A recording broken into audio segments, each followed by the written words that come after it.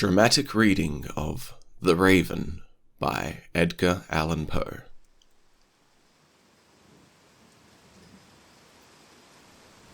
Once upon a midnight dreary, while I pondered weak and weary over a many quaint and curious volume of forgotten lore, while I nodded, nearly napping, suddenly there came a tapping, as of someone gently rapping at my chamber door.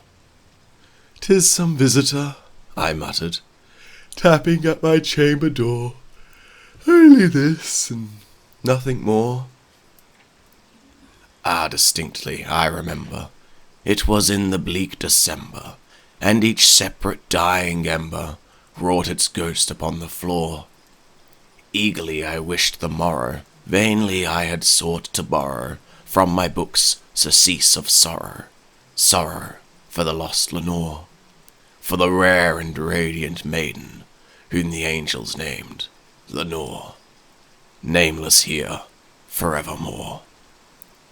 And the silken, sad, uncertain rustling of each purple curtain thrilled me, filled me with fantastic terrors never felt before. So that now to still the beating of my heart I stood repeating, "'Tis some visitor entreating entrance at my chamber door, some late visitor entreating entrance at my chamber door. 'Tis this it is, and nothing more." Presently my soul grew stronger, hesitating then no longer.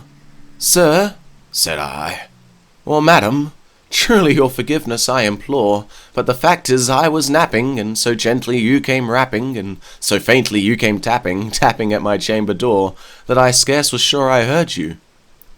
Here I opened wide the door. Darkness there, and nothing more. Deep into that darkness peering, long I stood there wondering, fearing, doubting, dreaming dreams no mortal ever dared to dream before. But the silence was unbroken, and the stillness gave no token, and the only word there spoken was the whispered word, "Lenore." This I whispered, and an echo murmured back the word, "Lenore." Merely this, and nothing more. Back into the chamber turning, all my soul within me burning, soon again I heard a tapping, somewhat louder than before. "Surely," said I, "surely this is something at my window lattice. Let me see then what thereat is, and this mystery explore. Let my heart be still a moment, and this mystery explore. 'Tis the wind, and nothing more." Open here I flung the shutter, when with many a flirt and flutter, in stepped a stately raven of the saintly days of yore. Not the least obeisance made he, not a minute stopped or stayed he, but with the mien of lord or lady, perched above my chamber door, perched upon a bust of Pallas, just above my chamber door, perched and sat, and nothing more. Then this ebony bird beguiling my sad fancy into smiling, by the grave and stern decorum of the countenance it wore.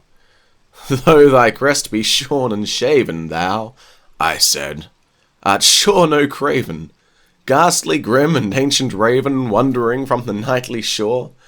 Tell me what thy lordly name is on this night's Plutonian shore." Quoth the raven, "Nevermore." Much I marvelled this ungainly fowl to hear discourse so plainly, though its answer little meaning, little relevancy bore. For we cannot help agreeing that no living human being ever yet was blessed with seeing bird above his chamber door, bird or beast upon the sculptured bust above his chamber door, with such a name as Nevermore. But the raven, sitting lonely on this placid bust, spoke only that one word, as if his soul in that one word he did outpour. Nothing farther than he uttered, not a feather than he fluttered, till I scarcely more than muttered, "Other friends have flown before. On the morrow he will leave me, as my hopes have flown before." Then the bird said, "Nevermore." startled at the stillness broken by reply so aptly spoken. "Doubtless," said I, "what it utters is its only stock and store, caught from some unhappy master whom unmerciful disaster followed fast and followed faster, till his songs one burden bore, till the dirges of his hope that melancholy burden bore, of never, nevermore." But the raven still beguiling all my fancy into smiling, straight I wheeled a cushioned seat in front of the bird, and bust and door. Then upon the velvet sinking, I betook myself to linking fancy onto fancy, thinking what this ominous bird of yore, what this grim, ungainly, ghastly, gaunt, and ominous bird of yore meant in croaking nevermore. This I sat engaged in guessing, but no syllable expressing to the fowl whose fiery eyes now burned into my bosom's core. This and more I sat divining, with my head at ease reclining on the cushion's velvet lining that the lamplight gloated o'er, but whose velvet violet lining with the lamplight gloating over she shall press, nevermore. Then methought the air grew denser, perfumed from an unseen censer, swung by seraphim whose footfalls tinkled on the tufted floor. "Wretch!" I cried, "thy God hath lent thee, by these angels hath thee sent thee, respite, and repent thee from my memories of Lenore. Quaff, oh quaff this kind nepenthe, and forget this lost Lenore." Quoth the raven, "Nevermore." "Prophet," said I, "thing of evil, prophet still if bird or devil, whether tempest sent or whether tempest tossed thee here ashore, desolate yet all undaunted on this desert land enchanted, on this home by horror haunted, tell me truly I implore, is there balm in Gilead? Tell me, I implore." Quoth the raven, "Nevermore." "Prophet," said I, "thing of evil, prophet still if bird or devil, by that heaven that bends above us, by that God that we both adore, tell this soul with sorrow laden, within the distant Aidenn, it shall clasp a sainted maiden, whom the angels named Lenore, clasp a rare and radiant maiden, whom the angels named Lenore." Quoth the raven, "Nevermore."